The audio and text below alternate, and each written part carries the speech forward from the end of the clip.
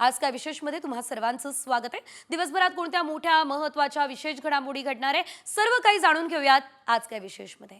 पहिली बातमी औरंगजेबाच्या कबरीचे निश्चितच मुद्दा गाजतोय आणि ज्या कबरीवरून राज्यभरात वादंग सुरू आहे, दंगली झालेल्या आहेत, त्याच औरंगजेबाच्या कबरीची आता सुरक्षा वाढवलेली आहे। होय, कबरीभोवती पत्रे लागलेले आहेत, संरक्षण पुरवण्यात येते। आणि दुसरी बातमी राज्याच्या राजकारणातली आहे। दिशा सालियान मृत्यू प्रकरणाची फाईल पुन्हा आता ओपन होणार आहे।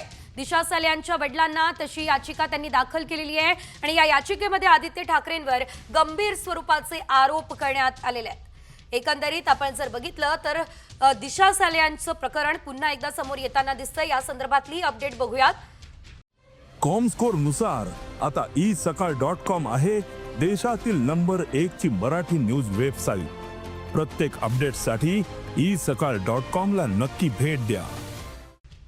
यानंतर आपण तिसरी बातमी बघतोय।